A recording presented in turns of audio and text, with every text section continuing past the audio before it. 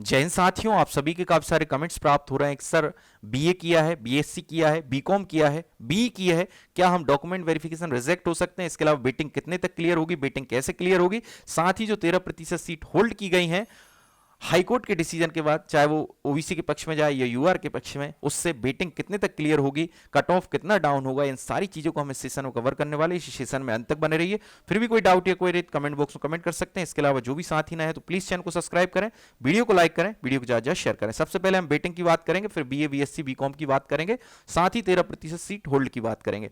अभी किसी की भी जो बेटिंग लगी है वो अपनी खुद की कैटेगरी में लगी है, निल ओपन में लगी, अगर मेल है, फीमेल है तो फीमेल में लगी। यानी कि आपकी जो अभी बेटिंग दिखाई दे रही है वो बेटिंग आप देखेंगे तो उसमें आपकी कैटेगरी होगी, साथ ही निल, अगर आप मेल है तो ओपन होगा, अगर फीमेल है तो फीमेल दिखाई देगी।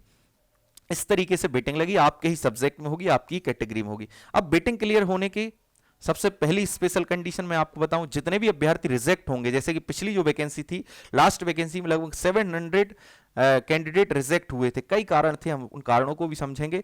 जैसे कि सबसे बड़ा कारण था, आपने अंग्रेजी साहित्य से फॉर्म फिल कर दिया और आपने ग्रेजुएशन में अंग्रेजी जो है फाउंडेशन कोर्स के रूप में किया है, तो आप अयोग्य हैं। ऐसे ही हिंदी साहित्य से आपने फॉर्म फिल कर दिया और आपने जो हिंदी है फाउंडेशन के रूप में पढ़ा है ग्रेजुएशन में, तो भी आप अयोग्य हैं। यानी कि अपन जो भी डिग्रियां करते हैं उन सभी में हिंदी और इंग्लिश फाउंडेशन कोर्स होता है, और अगर आपने वो डिग्री की है हिंदी या इंग्लिश से फॉर्म फिल कर दिया तो आपको अमान्य करार दिया जाएगा, क्योंकि हिंदी के लिए हिंदी साहित्य होना जरूरी है ग्रेजुएशन में, अंग्रेजी के लिए अंग्रेजी साहित्य जरूरी है, ऐसे ही संस्कृत के लिए संस्कृत साहित्य जरूरी है। इसके अलावा अगर आपने गणित से फॉर्म फिल किया है और आपने बीएससी किया है जिसमें मैथ या फिजिक्स में से एक कोई विषय है, तो भी आप योग्य रहेंगे। लेकिन कई लोग बीसीए कर लेते हैं और उसमें गणित सब्जेक्ट होता है एक आध दो सेमेस्टर में, उसके बेस पे भर देते हैं, वो भी कैंडिडेट रिजेक्ट हो जाते हैं। बी की है तो भी आप गणित के लिए योग्य हैं। अगर सोशल साइंस से आपने फॉर्म फिल किया और सोशल साइंस में आपने यदि इतिहास, राजनीति शास्त्र, भूगोल, समाजशास्त्र, वाणिज्य में से किसी एक विषय से ग्रेजुएशन किया है, तो भी आप योग्य हैं। तो इन कंडीशन में आप योग्य हैं, बाकी कंडीशन में आप अमान्य रहेंगे। इसके अलावा साइंस के लिए 2 सब्जेक्ट कंपलसरी हैं, उनकी भी मैं चर्चा करूंगा अभी नेक्स्ट में। सबसे पहले हम बेटिंग की बात कर लें, तो उसके बाद सब्जेक्ट की बात करेंगे और रिजेक्ट भी देखेंगे किन किन कारणों से अभ्यर्थी रिजेक्ट हो रहे हैं। तो ये आपकी जो बेटिंग दिखाई दे रही कुछ इस तरीके की होगी, आपकी कैटेगरी होगी। आप अगर मेल है निल ओपन दिखाई देगी, फीमेल है तो निल फीमेल दिखाई देगी।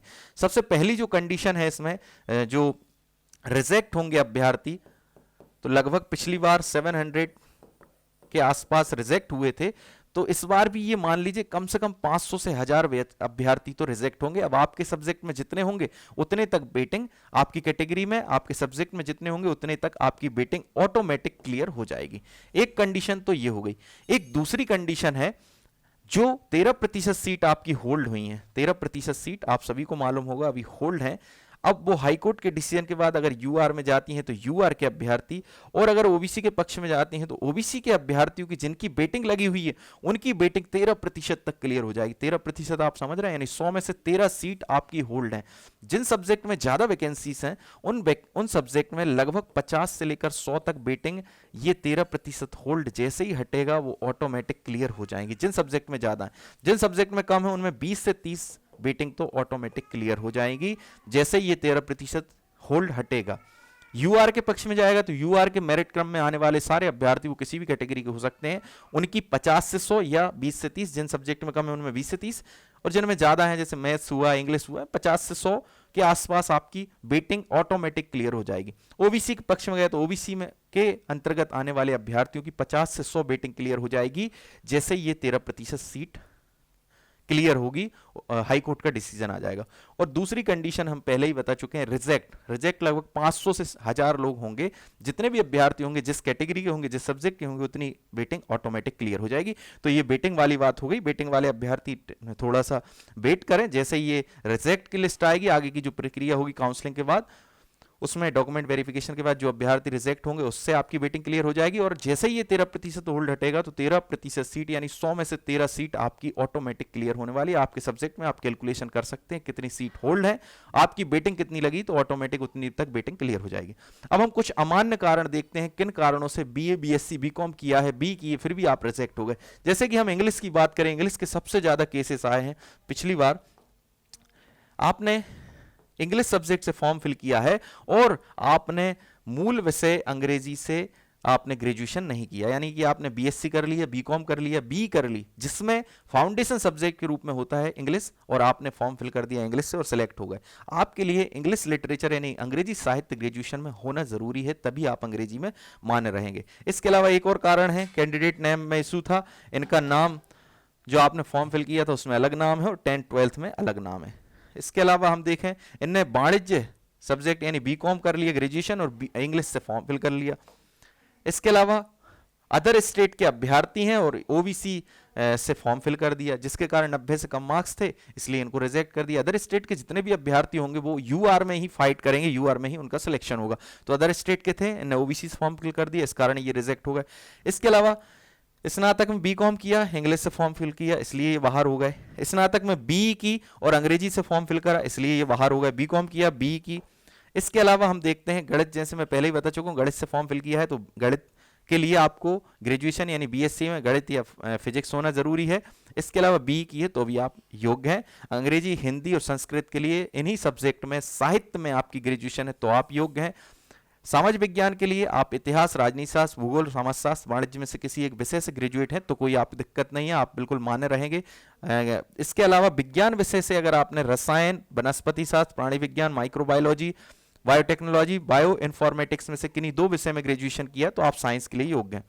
इसके बाद हम बात करें, आपने मैथ्स से फॉर्म फिल किया है और बीएससी मूल विषय गणित में ना होने के कारण अमान्य, यानी इन्हें बीएससी तो किया है लेकिन उसमें सब्जेक्ट गणित नहीं, सब्जेक्ट में मैथ्स या फिजिक्स होना कंपलसरी है, तभी आप गणित के लिए मान्य रहेंगे।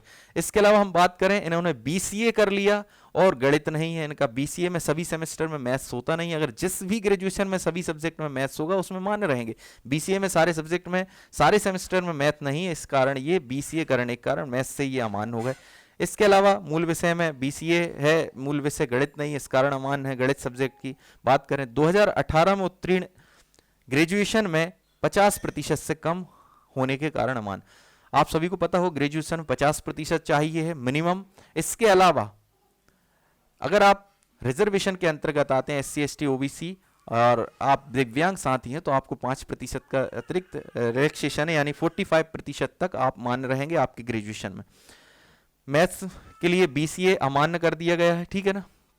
इसके बाद हम बात करें, अंग्रेजी में मूल विषय ना होना, ये सब अंग्रेजी के ही हैं अधिकतर। इसके अलावा एक और चीज आप देखेंगे, यहां पर लिखा है बीएड डीएड व्यावसायिक योग्यता ना होना, यानी इंग्लिश सब्जेक्ट से फॉर्म फिल कर दिया, सिलेक्ट भी हो गया, लेकिन आपने डीएड बीएड नहीं किया तो भी अमान्य है। एक और कारण है आपकी मिनिमम आयु 21 ना होना, अधिकतम जो आयु आपकी निर्धारित की गई यूआर के लिए 40 से अधिक होना, और अगर आपने एक और कंडीशन थी, हाँ ये बीए में 49%, मैं पहले ही बता चुका हूं, आपके 50% होना चाहिए यूआर के लिए और रिजर्वेशन के लिए 45%। और हम देखते हैं कुछ कारण और होंगे।